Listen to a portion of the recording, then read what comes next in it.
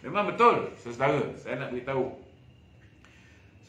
Saya rasa bimbang juga, kerana ada setengah-setengah pihak memainkan isu yang melibatkan Datuk Zahid.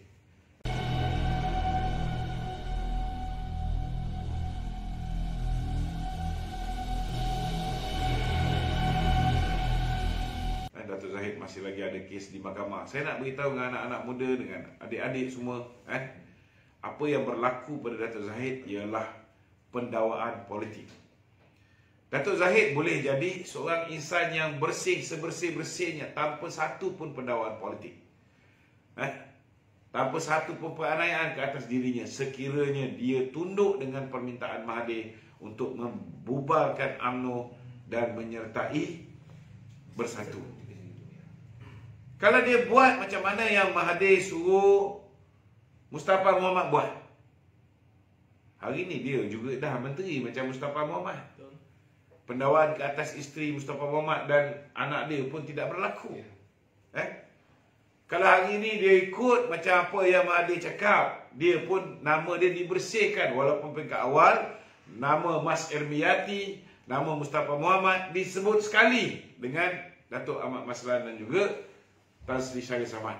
Tetapi selepas mereka melompat parti menjadi katak lompat, nama mereka dibersihkan. Seolah-olah tidak ada sebarang kesalahan yang mereka buat. Jadi saya nak betulkan, orang muda kena faham, di zaman Law of the Jungle Pakatan Harapan yang tak nak tunduk pada Mahathir dan Muhyiddin, mereka didakwa. Maknanya sekiranya mereka didakwa zaman Pakatan Harapan, yang didakwa belum tentu tidak bersih. Yang tidak didakwa belum tentu bersih. Kerana orang yang tidak didakwa adalah orang yang berkompromi dengan musuh.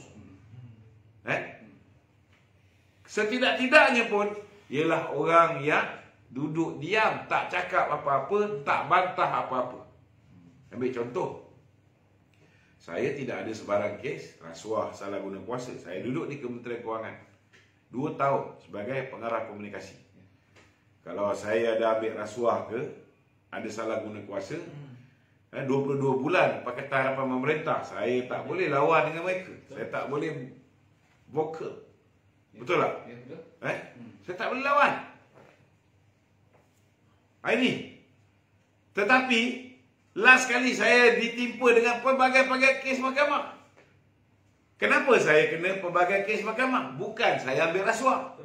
Saya lapor terhadap Amhari yang mengaku dalam mahkamah dia menerima rasuah dalam bentuk gaji setiap bulan. Dia seorang kaki tangan awam, khazanah punya staf. Dia terima setiap bulan RM25,000 daripada Ops Solutions dan Berhad. Ini salah. Dia mengaku dalam mahkamah. Saya report polis, saya pula kena dakwa. Dia mengaku dia terima duit daripada Jolo, $200,000 untuk beli rumah. Saya report, saya yang kena. Dia mengaku dia terima duit $3.7 juta, 880 lebih $1,000 di akaunnya di BSI Switzerland. Apa kejadah kaki tangan awak ada akaun di Switzerland? Kita report polis ke atas mereka, kita yang kena dakwa. Nampak tak? Itu yang Datuk Zahid cakap berulang kali. Kalau kita tak berjaya untuk menguasai kerajaan selepas ini, apa yang berlaku zaman Pakatan Harapan akan berulang kembali. Maksud dia, Tok Mat akan kena dakwa, Wika Siong akan kena dakwa, Wiki akan kena dakwa. Maksudnya apa? Maksudnya pendakwaan bermotifkan politik itu akan berulang. Maksudnya pendakwaan terpilih itu akan berulang. Maksud dia malicious prosecution, pendakwaan berniat jahat akan berulang. Itu maksud dia. Bukan maknanya kita nak pilihan raya ni dilaksanakan untuk selamatkan kes kita di mahkamah. Pasti kita nakkan keadilan. Tetapi kita bukan macam mereka. Mereka dapat kuasa, mereka terus gugur kes-kes mahkamah pemimpin mereka. Kita sekarang dah Perdana Menteri ini dengan kita. Kita minta keadilan.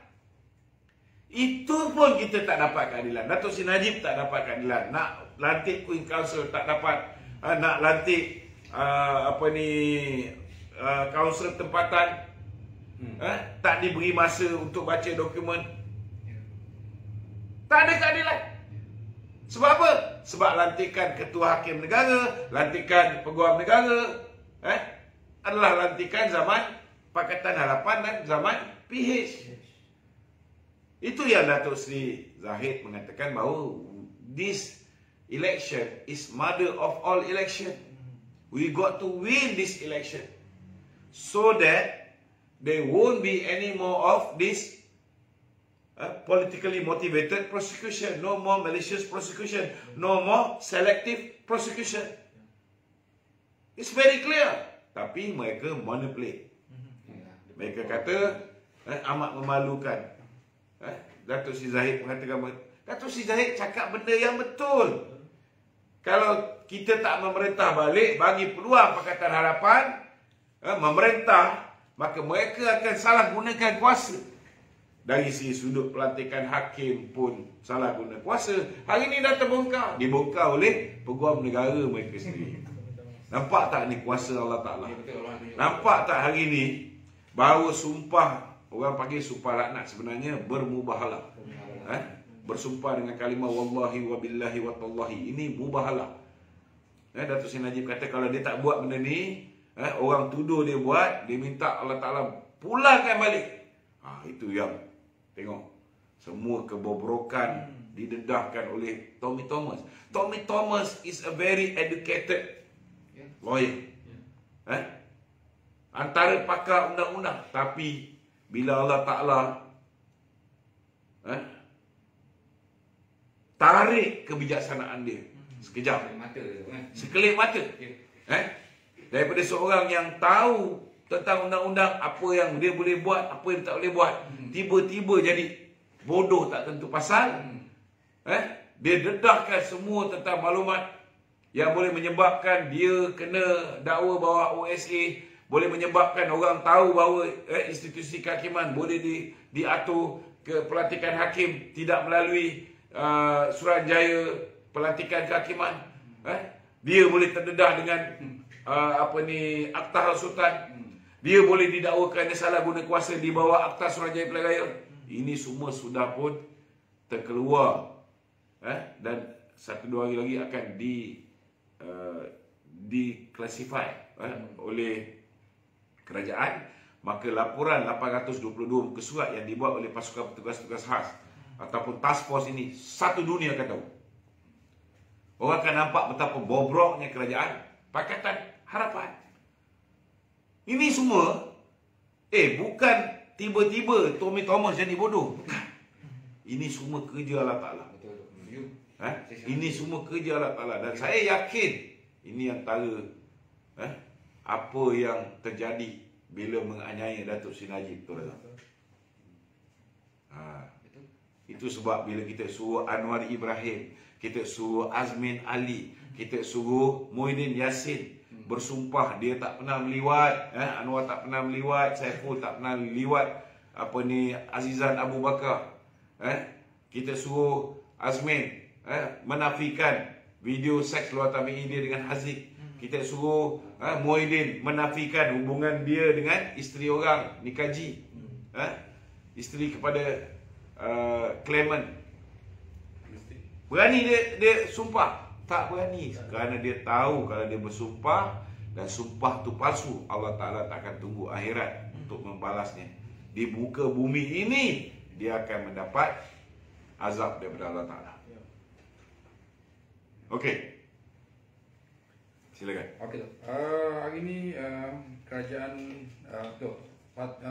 Perikatan Nasional tu Muhyiddin Yassin dan dengan PH Pakatan Harapan, dia dah buat keputusan tidak akan bergabung dengan mana-mana pihak dalam PRU 15 ini. Dia boleh buat kenyataan apa saja, tetapi maklumat dalaman yang saya terima, perancangan dia akan nampakkan seolah-olah PAS tidak bersama dengan Pakatan Harapan. Dia akan nampakkan seolah-olah PPBM tidak bersama dengan Pakatan Harapan, tapi dah ada mutual understanding. Sebab PAS tahu kalau mereka bersama dengan Pakatan Harapan, dalamnya ada DAP, orang Islam akan tolak PAS. Sama juga dengan DAP. Mereka juga akan nunjukkan lepas ini akan ada sandiwara mereka tak bersetuju dengan Anwar dan sebagainya. Nak tunjukkan mereka bersendirian. Tetapi sebenarnya nanti akhirnya selepas pilihan raya mereka akan bergabung. Ini maklumat dalaman yang saya terima. Kemah besar itu dalam perjalanan. Kemah besar itu dalam perjalanan. Cuma pasal nafsu serakah Anwar Ibrahim nak jadi Perdana Menteri itu masih ada. Nafsu serakah Muhyiddin Yassin nak jadi Perdana Menteri itu masih ada. Dan nafsu Mahathir pun nak jadi Perdana Menteri buat kali ketiga pun masih ada. Jadi mereka ada mutual understanding. Siapa juga yang mendapat kursi terbanyak,